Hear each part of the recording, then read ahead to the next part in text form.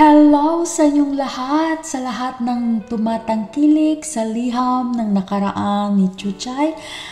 Bago po tayo dumako sa 6th episode, hayaan niyo po akong magbasa ng mga komento na galing sa previous episode ni Chuchay. Ayan, so mag-umpisa po tayo magbasa sa komento ni Onens. Ang sabi niya, sana all, talaga ako sa iyo, Mami Annex ba? Ang susunod nating babasahin na komento ay galing kay Bibik Puro Vlog. Ang sabi niya, nice, 5 episode? Ang susunod nating babasahin na komento ay galing kay Celeste Rose Pistano. Ang sabi niya, long live Lola, watching live! Ang susunod nating babasahin na komento ay galing kay Inday Bajul. Ang sabi niya, grabe, ang galing oh! And now, I am going to read the comments of Miss Kayak 7Cs. She said, Miss Annex, you are our sunshine. Please continue shine for us. Sorry my comment is too short today. Since Kayak 7Cs has premiere, I have some guests already. Apologies. Ang susunod nating babasahin ay galing kay Kitty G Kitchen. Ang sabi niya, live watching done, heart. Salamat naman po at napunta na sila Chuchay sa totoong nagmamahal at may malasakit sa kanilang magkapatid. At sana po huwag magkasakit si Lola. Sana yung buhay ni Tita Dolor idagdag na lang sa buhay ni Lola. Joke lang po. Heart. Basta sana Lola, habaan mo pa ang buhay mo. I love you po. Mami Annex, salamat po ulit. Natapos po ulit tayo sa ganyang araw. God bless you. Ang susunod nating babasahin na komento ay galing kay Lynn Joyce Mahumot. Ang sabi niya, so sad episode, pero masaya. Pakinggan, ramdam ko, nakinig ako ng Dear Papa Dudol. Ang susunod nating babasahin ay galing kay Imbi TV. Ang sabi niya, ang ganda ng story nila. Ang susunod nating babasahin na komento ay galing kay Kamegs Inday. Ang sabi niya, ang ganda ng story, nakakaiyak. Galing mong magdrama, Mami A. Ang susunod nating babasahin ay galing kay Tuto Narvaez. Ang sabi niya, galing mo, Mami Annex. Nice kaayo paminawon. Heart. Ang susunod nating babasahin ay galing kay This Bisdak in Ohio. Ang sabi niya, swerte pa rin si Chuchay. May mapagmahal siya na Lola. Ingat lagi ka, Lola. Heart, heart. Bless you more, Mami Annex. Mwah, mwah. Heart, heart. Ang susunod nating babasahin na komento ay galing kay The Riders. Ang sabi niya, napakasayang pakinggan na okay na sila Chuchay. Sadyang walang makakapigil sa taong may tamang mental na saloobin sa paggamit ng kanyang layunin. Wala sa lupa ang makakatulong sa taong may maling pag-iisip. Chuchay, laban lang. Heart. Ayan, maraming salamat po sa lahat ng mga nagkomento sa liham ng nakaraan ni Chuchay. Kaya hindi ko na po patatagalin at ibigay ko na sa inyo ang 6th episode. Eto na!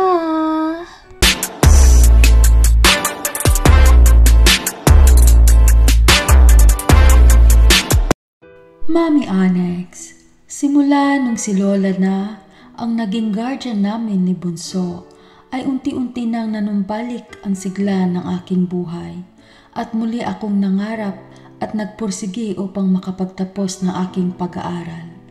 Kaya nag-sideline po ako, Mami Annex, na magtinda ng gulay sa may talipapa upang kahit paano ay madagdagan ang monthly pension namin ni Bunso galing sa SS ng aking inang at papang. Isang araw, Mami Annex, habang nasa talipapa ako, nung araw na iyon ay isinama ko si Bunso dahil wala akong pasok sa araw na iyon. Kaya napagdesisyonan ko na magtitinda na lang.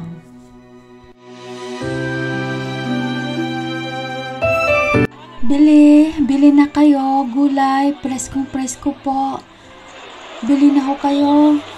Ate, kuya, bili na ho kayo. Ito ho, preskong-presko. Ay, Bunso, walang pumapansin sa paninda natin. Ay, Bunso. Huwag kang umiyak muna ha. Wala pa si Lola.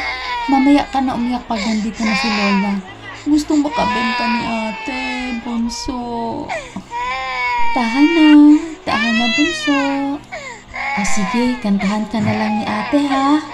Sige. Aking ina, mahal kong ina, pagmamahal mo, aking ina, yakap mo sa akin, hinahanap ko init ng pag-ibig, kumot ng bunso, sa gitna ng pagkakahimbing, yakap mo ang gigising. Wow, ang galing naman kumanta. Pabili po ate. Pabili.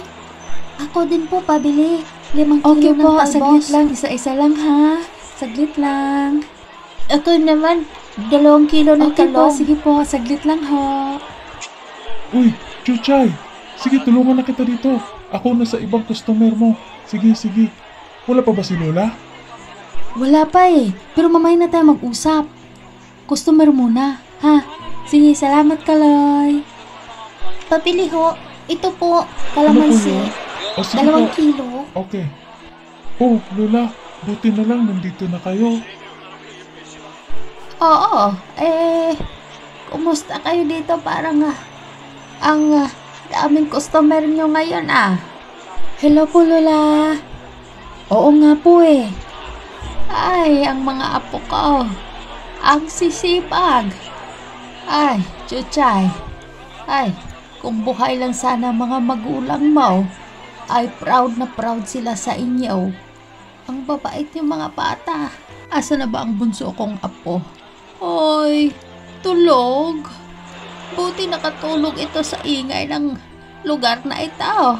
Ay, dito na lang din ako. Tutulong ako sa mga customer. Ano sa iyo, apo? Bili. Tiya, pabili po ng bawang. Ilan? 10 po. 10 ano? Bawang nga ho, bawang. Ay, sige. Pasensya na. Hindi ko masyado narinig, ha? Akin na pera. Ito ho, salamat ho. Ay, salamat din. Balik ka ulit dito, ha? Sabihin mo sa mga kaibigan mo, kakilala mo, pamilya mo. Dito na kayo bibili, ha? Sa tindahan ng apo ko. Opo, manang. Sige, salamat. Aba, ang galing ni Lola. Pinopromote talaga ang store mo, best friend. Ay oo Kung mas magaling kang mag-PR, lalo na si Lola. Kaya swerte natin. Ay nako, niloloko nyo na naman akong dalawa, ha? Talagang binobola nyo na naman ako. Anong plano mo mamaya, Chuchay? Pagkatapos dito nating magtinda, paubos na yung tinda mo. Hindi na muna ako magdagdag ng tinda, Lola. Uwi na tayo sa bahay para makapagpahinga ako. Ikaw, si Kaloy, at si Baby, tulog na tulog. Kinantahan ko yan kanina. Kaya ayan, natulog. Kaya pala tulog na tulog si Bunso. Kinantahan mo pala. Nahihilo. Joke lang ha, best friend. Di naman, grabe siya. Lola, si Kaloy, nang aalaskador na naman. Ay, nako, kayong dalawa. Nag-aasaran, mag-aasaran, magkainisan. Sa sunod niyan, magkatuluyan. Kaya ang mga kabataan talaga. Ay, nako. Kung alaskador ako, best friend. Mas alaskador si Lola. Oo nga, nakakaasar si Lola naman. Lola naman. Totoo naman Pabili, Miss Ganda.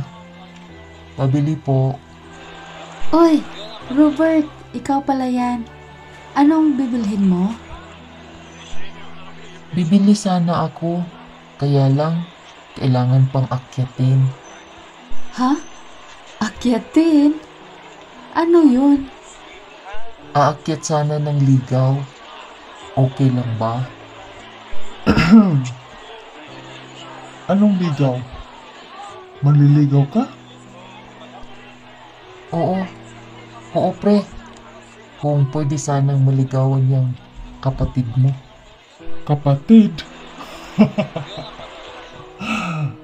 Okay ka lang? Hindi ko yung kapatid. Bad trip ka naman. Kung wala kang bibilhin, umalis ka na. Huwag ka dito, naghahanap buhay kami eh. Grabe ka naman. Respeto. Ay, umalis ka na. Kung ayaw mong bumili, umalis ka na. Ano pangalan mo? Ano yon? Robert ba yon? Umalis ka na. Kasi umalingasaw. Nangangamoy. Ang silaws. Sabi ko na nga ba?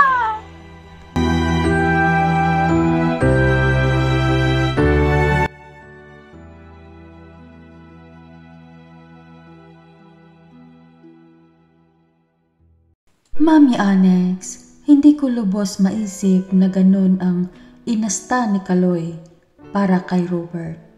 Parang nabawasan ang pagiging cool niya. Hindi ko alam kung nagmamalasakit lang ba talaga siya sa tindahan o may something else sa biglaang pagbabago ng kanyang panalita para kay Robert, Mami Annex. Mami Annex, mabilis lumipas ang mga panahon. Malapit na akong mag-graduate ng senior high. Kaya, habang naglalakad ako, Mami Annex, pauwi papunta sa aming bahay, ay tinawag ako ni Robert.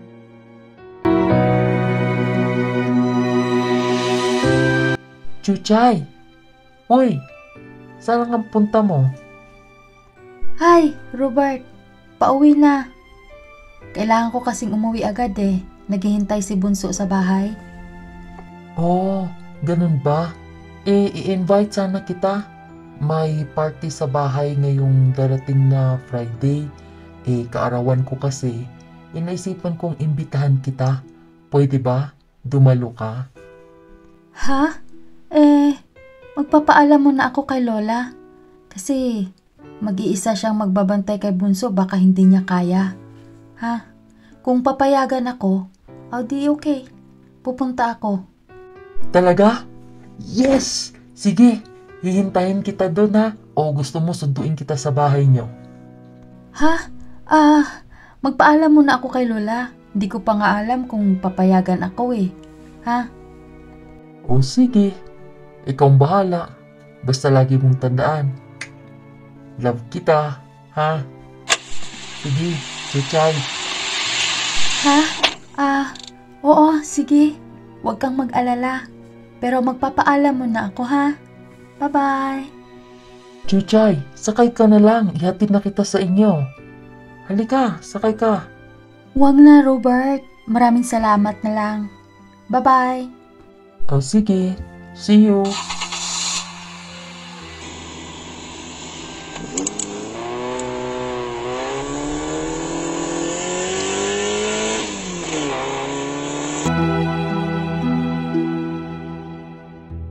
Tunghayan natin ang susunod na kabanata sa liham ng nakaraan ni Chuchay.